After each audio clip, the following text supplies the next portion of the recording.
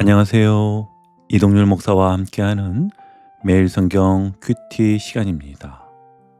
오늘 우리가 함께 나눌 본문은 역대하 16장 1절에서 14절 말씀입니다. 오늘은 아사 왕의 마지막 시기를 함께 살펴보려고 합니다. 여러분 어제까지의 아사 왕 이야기 기억나시지요? 우리가 역대하 14장과 15장에서 본 아사왕의 모습은 참 아름다웠습니다. 구스의 100만 대군이 쳐들어왔을 때에도 그는 자기 힘이 아닌 오직 하나님만 의지했습니다. 강한 자와 약한 자 사이에는 주밖에 없습니다 라고 고백하며 전심으로 기도했을 때 하나님께서 놀라운 승리를 주셨지요. 그뿐만이 아닙니다. 백성들과 함께 우상을 제거하고 언약을 새롭게 하면서 나라에 다시 평강이 찾아왔습니다. 무려 35년이라는 시간 동안 나라가 조용하고 평안했다고 기록하고 있지요. 얼마나 부러운 삶입니까?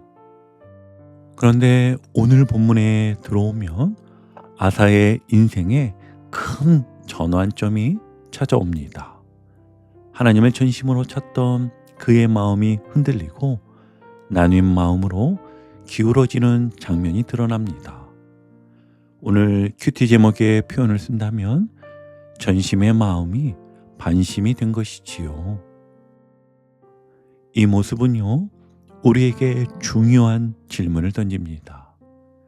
처음은 전심이었는데 지금 나는 어떤가? 여전히 전심인가? 아니면 흔들리고 나뉘어 반심인가? 오늘 말씀은 바로 이 지점을 우리에게 비추고 있습니다. 자, 그럼 우리 이제 어떤 내용이 있었는가를 자세히 보기 위해 다른 때와 동일하게 본문을 세 단락으로 나누어 하나하나 살펴보겠습니다.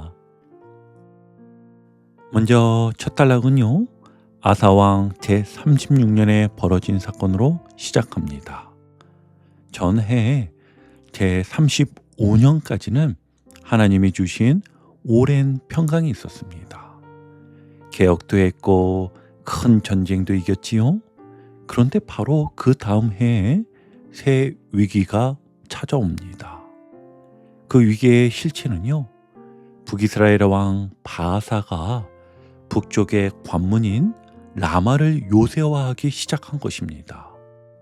라마는요, 예루살렘 북쪽의 군사 요충지로 남유다로 들어오고 나가는 길목을 죄는 효과가 있었습니다.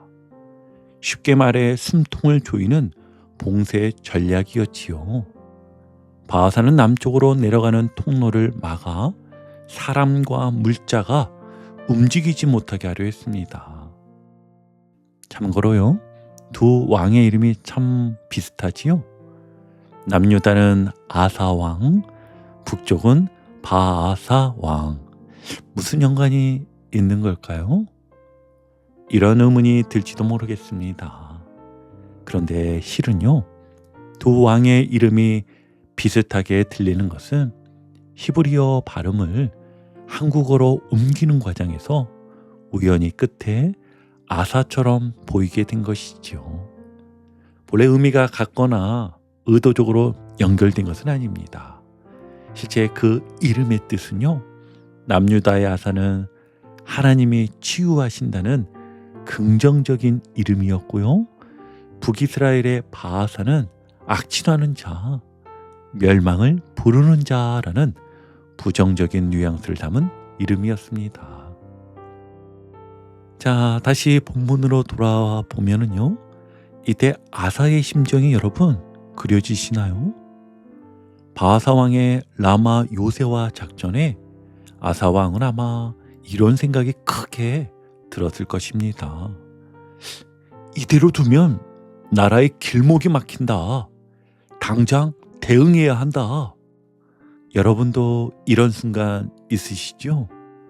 기도해야 하는 건 알지만 너무 급해서 계산부터 하게 되는 때 아사가 딱 그런 자리에 섰습니다. 그래서 아사가 택한 길은요, 무릎이 아니라 금고 지갑이었습니다. 그런 성전 곡관과 왕궁 창고의 은과 금을 꺼내서 멀리 다메섹의 아람왕 베나다덱에게 보냅니다. 우리와 동맹을 맺고 북이스라엘과 맺은 약속을 깨뜨려달라. 말 그대로요, 뇌물성 외교로 후방을 흔들어 라마의 봉쇄를 풀어내려는 계산이었던 것이지요. 결과는 겉보기엔 대성공이었습니다. 벤하닷이 북쪽 변경을 급습하자 바하사는 라마 축성을 중단하고 물러났기 때문입니다. 아사는요, 그 틈을 타서 라마 현장에 쌓아둔 돌과 제목을 모두 가져와서 자국 경계 성읍을 보강합니다. 그러니 정치적으로, 군사적으로, 경제적으로 보면 위기를 참 영리하게 넘겼다는 평가를 받을 만한 상황이었습니다. 그런데 성경은요, 이 장면을 영리함으로 마무리하지 않습니다. 왜일까요? 1절에서 6절까지는 사실 상황과 선택 결과를 차분히 보여주고요, 하나님의 평가는 다음 단락에서 들려주는데요, 곧 드러나겠지만 문제의 핵심은 성공이냐 실패냐가 아니라 먼저 누구를 붙들었는가 였습니다. 아사는 길목을 막는 적 앞에서 하나님께 묻기보다 사람을 의지했고, 심지어 성전의 것까지 자기의 위기관리 수단으로 끌어다 썼습니다. 이것이 하나님 앞에서는 불완전한 선택이었음이 곧 선지자의 메시지로 드러나지요. 그러니 바하사의 길목 봉쇄대에 아사의 후방 교란이라는 전술 싸움에서는 아사가 이긴 듯 보였지만 하나님 앞에서는요, 전심이냐 반심이냐의 싸움이었던 것입니다. 곧 이어지는 본문에서 하나님은 전심을 찾으시고 능력을 베푸시는 분임을 밝히시며 아사의 흔들리고 나뉜 마음을 책망하십니다.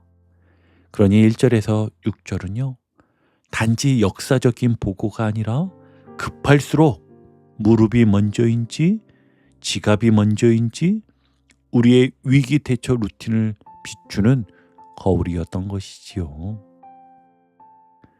여러분, 여기서 아사왕이 이번 위기를 만났을 때 하나님께 묻지 않았다는 점에 우린 집중해야 합니다. 눈앞의 위기를 빨리 해결하고 싶어서 사람을 먼저 찾았지요. 그래서 전심의 믿음을 잃고 불완전한 선택을 하고 말았습니다. 우리도 그럴 때가 참 많습니다.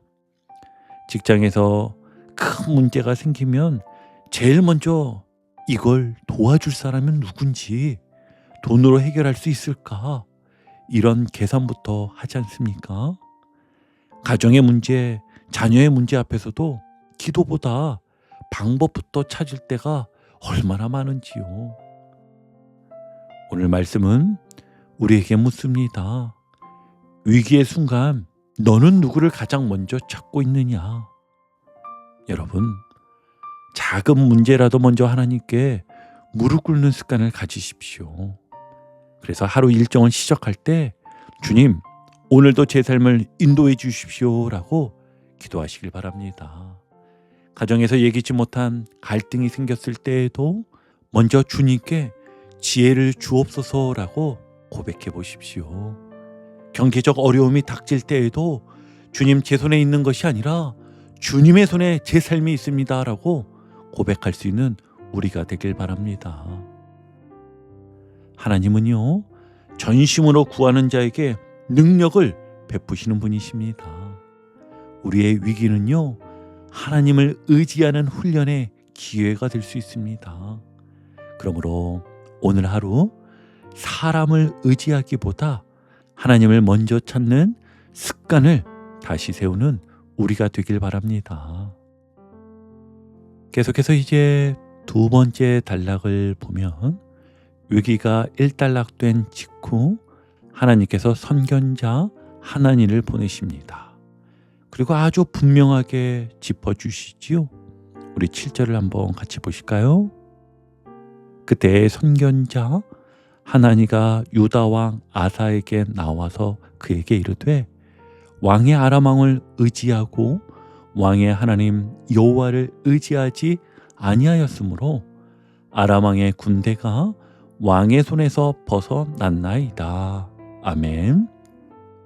보기엔 아사가 훌륭한 외교술로 라마의 위협을 걷어낸 것처럼 보였지만 하나님 보시기엔 나누어진 마음, 반심으로 사람을 붙든 선택이었습니다. 하나님은 무엇을 보실까요? 9절 상반절에 나와 있는데요. 여호와의 눈은 온 땅을 두루 감찰하사 전심으로 자기에게 향하는 자들을 위하여 능력을 베푸시나니. 아멘. 주님은 지금도 우리의 전심을 찾고 그 전심을 붙드는 자에게 능력을 베푸십니다. 반대로 불완전한 마음으로 사람을 붙들면 일시적으로 문제를 피해가는 듯 보여도요, 더 큰 복을 놓치게 됩니다. 그래서 하나님의 메시지는요, 더 깊습니다. 아람 왕의 손에서 벗어났다. 이 말씀은 단지 아람의 도움을 못 받게 되었다가 아닙니다. 하나님은 더 큰 그림을 준비하고 계셨고 아사는 그 축복의 문을 스스로 닫았다는 뜻입니다. 하나님만 의지했다면 아람까지도 하나님이 주실 수 있었는데 식어진 마음으로 사람과 거래하며 하나님의 큰 일을 놓친 것이지요. 그런데 여기서 더 안타까운 장면이 나옵니다. 아사는요, 하나님 선견자의 책망을 듣고도 마음을 돌이키지 않았습니다. 오히려 그 말에 화가 나서 선견자를 감옥에 가두어 버리기까지 하는데요. 여러분, 왜 그랬을까요? 말씀 앞에서 자신의 잘못을 인정하는 대신 불편한 말을 전한 사람을 미워한 겁니다. 네가 감히 왕인 나에게 그런 소리를 해? 이런 교만이 앞선 것이지요. 결국 하나님의 음성을 들려주는 입술을 막아버린 것입니다. 거기서 끝나지 않았습니다. 성경은요, 그가 백성들 중 몇 사람을 억압했다고 기록합니다. 하나님께서 주신 경고를 겸손히 받지 않으니 그의 마음은 점점 더 완고해져 갔고 그 결과는 주변 사람들 향한 폭력과 억압으로 이어진 겁니다. 여러분, 이게 바로 흔들린 마음이 교만으로 굳어질 때 나타나는 무서운 결과입니다.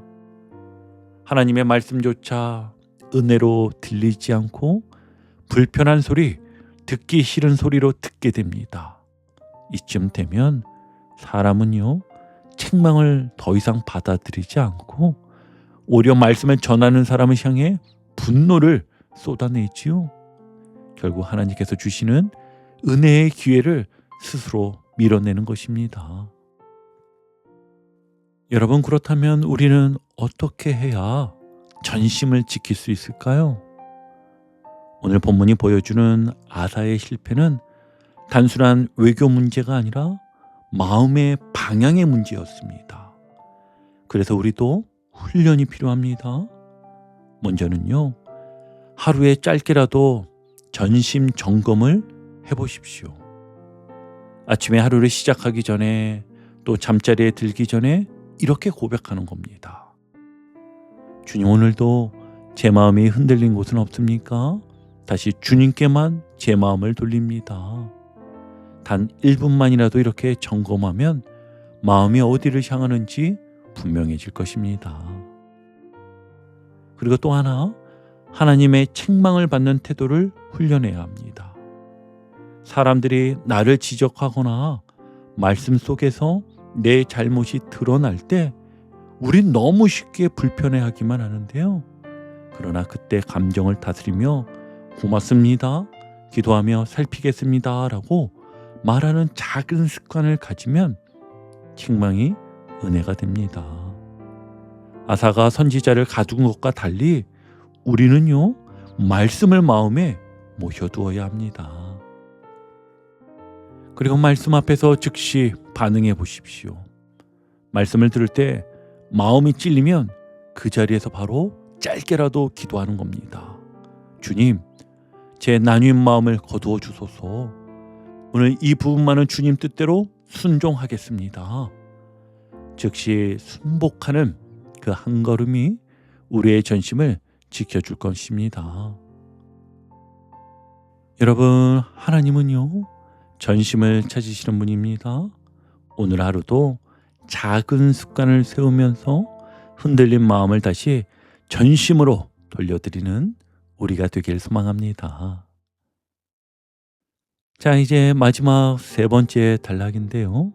세 번째 단락을 보니 아사왕의 마지막 장면을 기록하고 있습니다. 12절을 한번 같이 볼게요. 아사왕이 된 지 39년에 그의 발이 병들어 매우 위독했으나 병이 있을 때 그가 여호와께 구하지 아니하고 의원들에게 구하였더라. 아멘.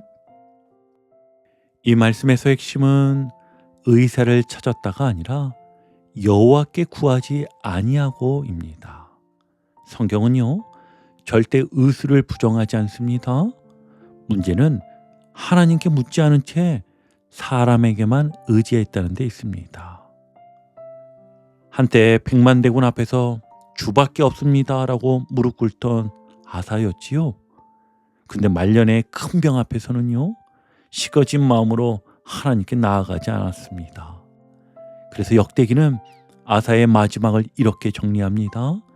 그가 통치 41년 만에 죽음을 맞이했다고요. 이 기록은요, 인생의 길이보다 그의 마지막 태도를 우리에게 비추는 말씀이었습니다. 왜 이렇게까지 강하게 기록할까요? 역대기의 시선은요, 결과보다 늘 의지의 방향에 있습니다. 다시 한번요. 역대기의 시선은 결과보다요, 늘 의지의 방향에 있습니다. 전쟁이든 질병이든 하나님은 전심으로 자신을 찾는 자를 살피시고 그에게 능력을 베푸시는 분이심을 계속해서 강조하며 전하셨습니다. 구절의 흐름이 여기까지 이어진 것이죠. 반대로요, 불완전한 마음, 반심이라고 하면 되겠죠. 반심으로 사람을 먼저 붙들면 일시적 해결은 있을지라도 하나님이 주시려던 더 큰 선을 놓치게 됩니다. 정리하면 11절에서 14절은 아사의 죽음의 기록이 아니라 마지막 시험에서 드러난 중심을 보여주는 단락이었던 것이지요. 아사의 말년 시험은 큰 병 앞에서 드러난 중심 테스트였고, 해결법의 문제가 아니라 먼저 누구를 찾았는가의 문제였습니다. 하나님 우리 인생의 초반 열심보다 마지막 고비에서 누구를 먼저 붙드는지를 보시는 분이십니다. 여러분, 우리도 아사처럼 될 수 있습니다. 처음엔 뜨겁게 시작했는데 세월이 흐르며 마음이 흔들리고 결국 하나님보다 사람, 방법, 돈을 먼저 붙드는 자리로 갈 수 있습니다. 그래서 우리는요, 끝까지 전심을 지키는 습관을 세워야 합니다. 그렇게 우리 다음과 같은 세 가지 모습을 붙들고자 늘 힘써야겠습니다. 첫째는 마지막까지 기도의 끈을 놓지 마십시오. 몸이 약해질수록, 나이가 들어갈수록 더 기도해야 합니다. 기도가 줄어드는 게 아니라 오히려 더 깊어져야 합니다. 그리고 두 번째는 예배의 자리를 끝까지 지키십시오. 주일마다 드리는 예배가 습관처럼 보일지 모르지만 그것이야말로 전심을 지키는 가장 확실한 훈련입니다. 몸이 약해서, 상황이 힘들어서 예배를 놓치면 어느 순간 내 마음은 하나님께 멀어지게 됩니다. 죽을 때까지 예배 자리에서 하나님을 찾겠다는 결단, 이것이 끝까지 전심을 붙드는 길입니다. 그리고 세 번째는 마지막 순간까지 나눔과 섬김을 멈추지 마십시오. 전심은 혼자 지켜지지 않습니다. 누군가를 위로하고 작은 도움을 베풀고 함께 믿음을 나눌 때 내 신앙도 끝까지 지켜집니다. 주님, 제 마음이 식어지지 않게 이웃사랑으로 불을 지피게 하소서. 이런 삶의 태도가요, 마지막까지 우리를 붙들어 줄 것입니다. 이제 오늘 큐티를 정리하며 마무리하겠습니다. 여러분, 오늘 역대하 16장의 말씀은요, 우리에게 분명하게 전합니다. 아사는 처음에는 전심으로 하나님을 의지해 놀라운 승리를 얻었습니다. 그러나 말년에는 흔들린 마음, 나누어진 마음으로 하나님보다 사람을 의지하다가 끝내 식어진 마음으로 마무리했습니다. 신앙은 순간이 아니라 전 과정입니다. 하나님은 처음보다 끝까지 전심으로 찾는 자를 찾으십니다. 오늘 하루, 그리고 우리의 남은 생애가 이렇게 고백되기를 축복합니다. 처음도 전심, 끝도 전심, 전심으로 주님을 의지합니다. 아멘. 오늘도 복음의 기쁨과 확신으로 승리하는 하루 되시길 축복합니다. 함께 해주셔서 감사합니다. 내일 큐티 시간에 다시 뵙겠습니다.